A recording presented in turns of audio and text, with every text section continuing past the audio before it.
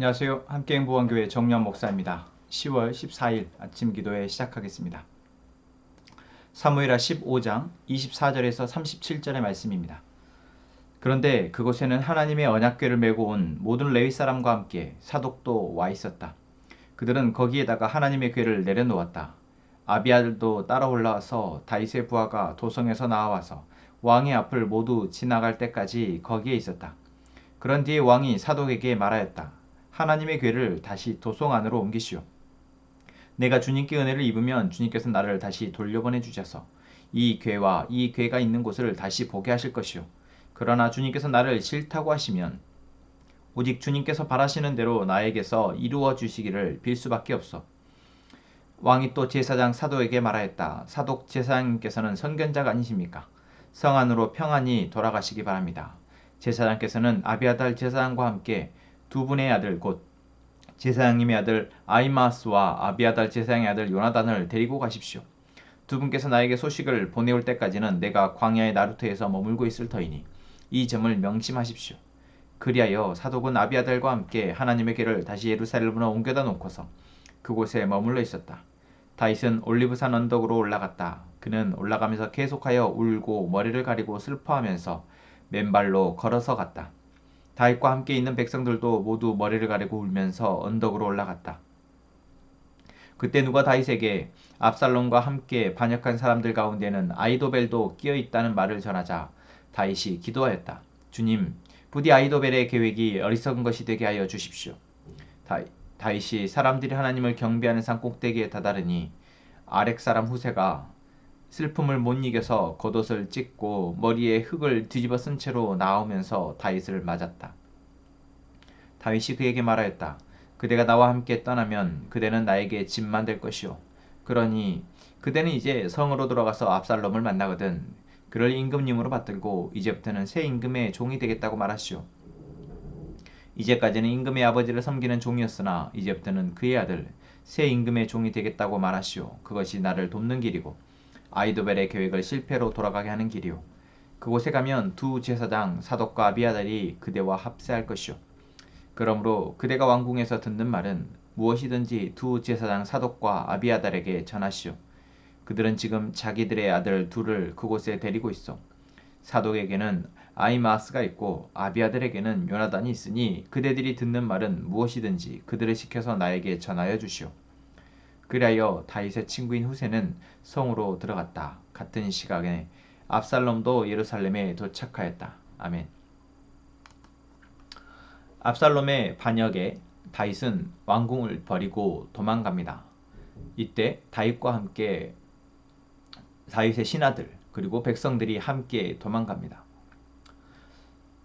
이 도망의 행렬, 어떤 피난의 행렬 가운데에서 다윗은 많은 생각이 들었을 것입니다. 어쩌다 여기까지 아들에게 쫓겨서 내가 이렇게 도망자 신사가 피난길을 올라야 하는가. 그러면서 다윗은 또한 어쩌면 위기 상황이기에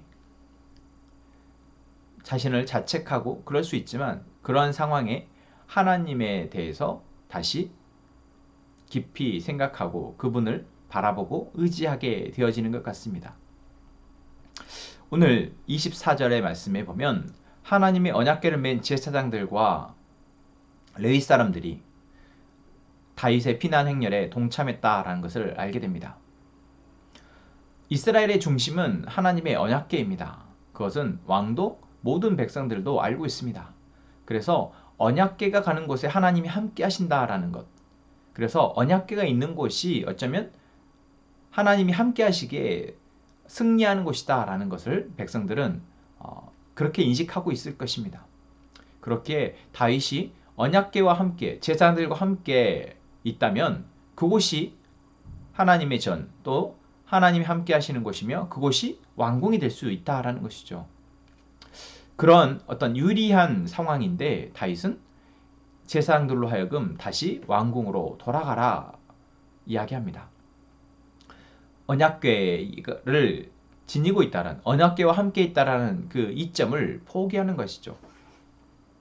그리고 또한 이렇게 얘기합니다.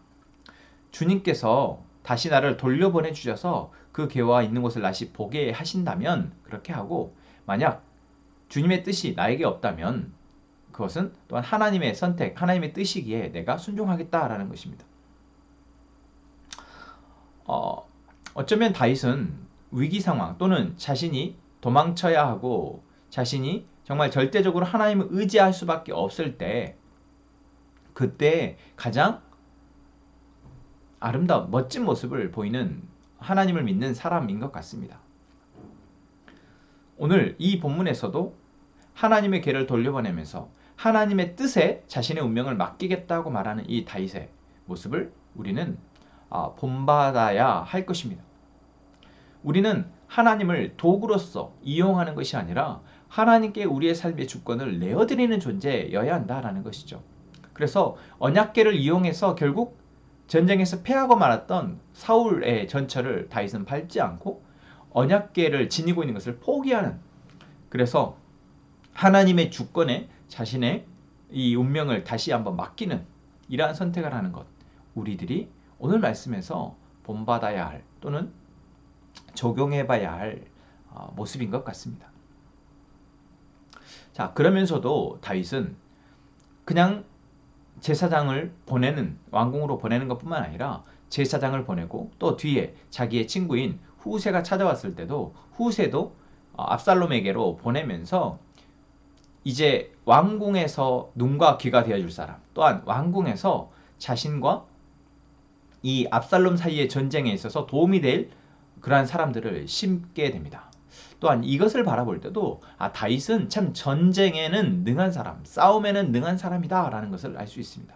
그러니까 자기 안에 내면의 전쟁 또는 가족 안에서의 이런 작은 어떤 일상에서의 전쟁에서는 참 약한 사람인데, 이렇게 적대적으로 싸우는 큰 전쟁에서는 정말 어떻게 하면 승리할 수 있을지를 잘 판단하는 그런 사람이다 라는 것을 다시 한번 확인할 수 있습니다. 여러분, 우리는 계속해서 우리의 영적 전쟁을 어떻게 하면 승리할 수 있을지, 지지 않을지에 대한 말씀들을 나누고 있습니다. 지난 주일 말씀에서도 그렇고, 또한 이 사무엘하의 다윗과 압살롬의 이야기를 보면서도 우리의 일상에서의 작은 전쟁, 가정에서, 삶에서, 직장에서, 또한 사람들과의 사이에서, 이건 역시도 우리의 영적 전쟁이며, 여기에서 승리하기 위해서 우리가 무엇을 놓치지 말아야 하는지, 또한 무엇을 하지 말아야 하는지를 말씀은 우리에게 이야기하고 있습니다. 또한 우리가 싸워야 할, 이 세상 가운데 싸워야 할 커다란 전쟁 가운데에서 결국 하나님이 우리에게 주신 지혜로 그 전쟁에 승리할 수 있는 방법들을 우리가 하나하나 훈련해 나가고, 또한 그렇게 승리해 나가야 하는 것 또한 말씀을 통해서 보게 됩니다. 자, 여러분, 오늘 여러분의 전쟁은 무엇입니까? 여러분의 가족 안에서, 여러분의 친구, 여러분의 직장 동료, 또한 공동체 안에서 여러분의 전쟁은 무엇입니까? 그리고 그 전쟁의 주도권은 누구에게 있습니까? 그 전쟁 가운데 하나님은 무엇을 말씀하고 계십니까? 혹여 하나님이 우리의 도구화, 수단화 되어지진 않았습니까? 나의 바람을 위해서 하나님께 그저 하나님의 뜻이 내 뜻과 같아졌으면 좋겠다라고 하나님 이것을 도와달라고만 요청하고 있지는 않습니까? 하나님의 뜻이라고 말하며 나의 생각을 관철하고 주장하고 있지는 않습니까? 여러분, 우리의 삶의 주도권이 하나님에게 있음을, 우리가 하나님께 속해 있는 자임을, 그렇게 하나님의 방법으로 싸워야 하는 것임을 다시 한번 우리가 명심하고, 오늘 하나님이 지금 나의 전쟁 가운데에서 무엇을 말씀하시는지 듣는 저희가 되기를 원합니다.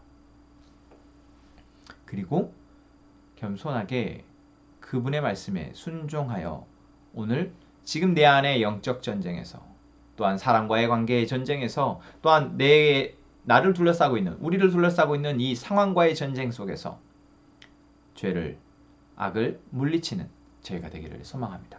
기도합시다. 하나님, 오늘 우리에게 말씀하여 주심을 감사합니다.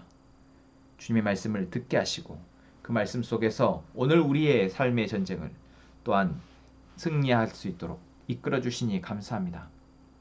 하나님, 우리가 하나님을 수단으로 삼지 않게 도와주옵소서.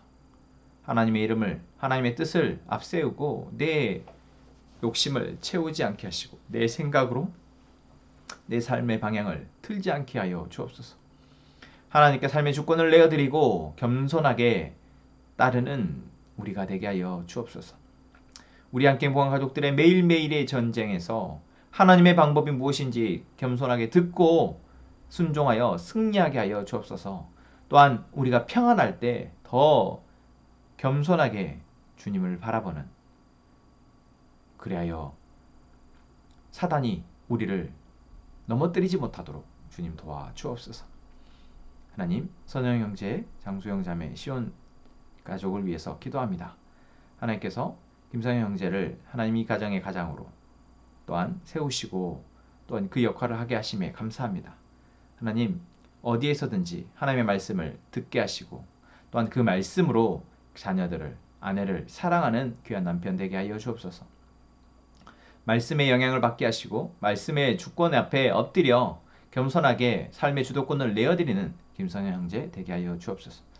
아버지, 소영 자매, 하나님께서 하나님의 사랑으로 이제 조금씩 이 땅에서의 삶을 하나님께 맡기게 하시니 감사합니다. 자녀를 양육함에 있어서, 또한 직장에서, 또한 공동체 안에서 무엇이 나에게 유익하며 함께 행복한 길인지를 더 깊이 발견하고 이제 그 길에 순종하여 정말 그 안에서 주신 하나님의 기쁨을, 평안을 맛보게 하여 주옵소서. 하나님, 시온이 하나님이 잘하게 하시고 또한 사랑받게 하시고 사랑하게 하시니 감사합니다. 이제 곧 학교를 들어가게 되는데 하나님께서 그 안에 마땅히 자라나게 할 부분을 자라게 하시고 성장케 하시며, 그래서 이제 이 세상의 악함이 시온이를 무너뜨리지 못하도록 지켜 주옵소서. 또한 우리 가족들이 이 시간 하나님 앞에 기도합니다.